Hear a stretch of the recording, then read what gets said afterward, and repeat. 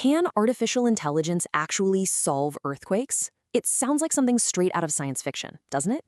We've always thought of earthquakes as this unstoppable, terrifying force of nature. But what if we could do more than just predict them? What if we could actually solve them? I mean, for pretty much all of human history, earthquakes have been this inescapable threat, something we just have to endure, not something we could ever hope to control. But what if that's all about to change? Today, we're going to explore how three very different generations of AI could completely transform our relationship with the very ground beneath our feet. So, this is going to be our roadmap. It's kind of like a journey through time. We'll start with the AI we have right now, and in the very near future, what's called artificial narrow intelligence, or ANI. Then we'll leap forward to what's coming next, artificial general intelligence, or AGI. And finally, we'll get into the really mind-blowing stuff, artificial superintelligence, ASI. Let's kick things off with where we are today. All right, first up is ANI. This is AI that's already out there, the kind of tech we'll be refining for the rest of this decade. You got to think of it less like a magic wand and more like the sharpest, fastest, most precise tool humanity has ever had in the middle of a crisis. And let's be super clear about this. ANI isn't going to stop the ground from shaking. That's not its job. Its real power is in how it handles data. It crunches information at speeds that are just impossible for our brains, cutting right through the chaos of a disaster to give us two things we desperately need in those moments: a little more time and a whole lot of clarity. So how does it do that? Well, it really boils down to three critical jobs. First, giving us super early warnings. Second, diagnosing in real time whether a building is safe. And third, assessing damage over a massive area in what feels like the blink of an eye. Let's see how that actually plays out. Okay, so this is how ANI literally buys us time. You know that first little jolt you feel in an earthquake? That's called a P wave. An ANI system can analyze that P wave in milliseconds to predict how powerful the next, much more destructive S wave is going to be. And here's the really cool part. It uses all of our smartphones, millions of them, as one giant sensor network. This lets it send out alerts precious seconds earlier than old-school systems. And a few seconds, that's enough time to stop a high-speed train, pause a delicate surgery. It's enough time to save lives. And just think about this speed. After the shaking stops, the number one question on everyone's mind is this building safe? Instead of waiting days for human inspectors to show up, ANI can analyze a building's internal sensor data and give you an answer in about 1 minute.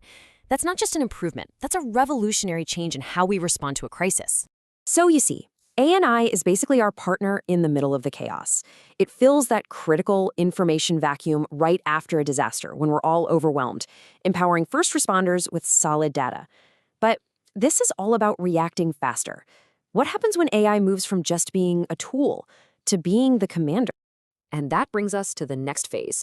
Starting around 2030, we expect to see the rise of AGI, or artificial general intelligence.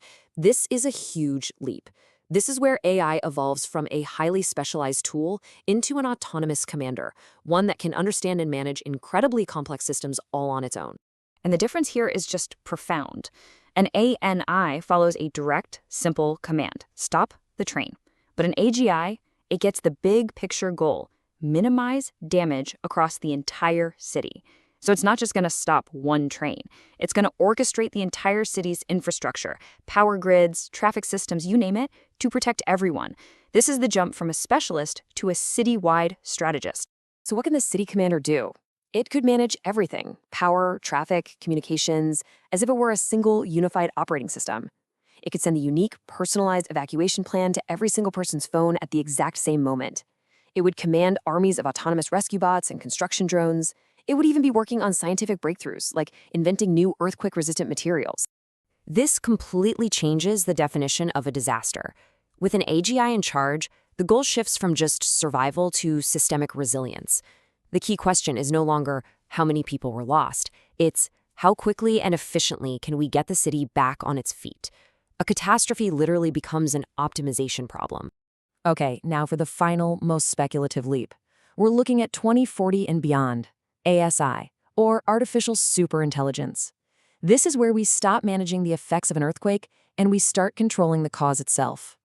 And right here, the whole paradigm shifts completely. An ASI with a deep, fundamental understanding of geophysics wouldn't just respond to earthquakes. It would begin to actively manage the immense tectonic forces of the planet itself, changing our relationship with nature forever. So how on earth would that even work? Well, think of it in 3 stages. First, ASI would predict the exact time and place of a major quake months in advance, with near perfect accuracy. Then, instead of just waiting for the big one, it would proactively release all that tectonic stress as thousands of tiny, harmless microtremors you wouldn't even feel. And for any leftover vibrations, it could deploy futuristic things like nanobots and smart materials that make buildings actively cancel out the shaking or even repair themselves instantly. The end result? An earthquake is no longer a disaster.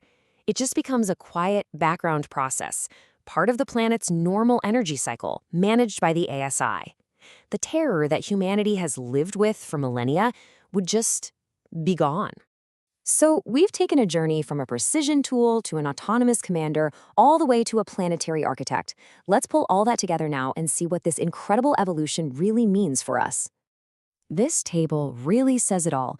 We evolve from ANI, the tool that helps us react faster, to AGI, the commander that protects our cities, all the way to ASI, the architect that eliminates the threat entirely.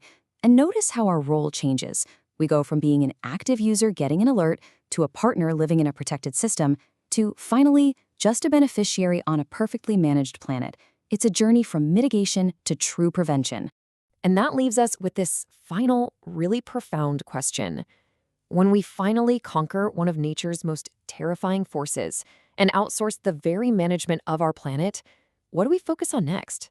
What becomes humanity's grand challenge then? It's definitely something to think about.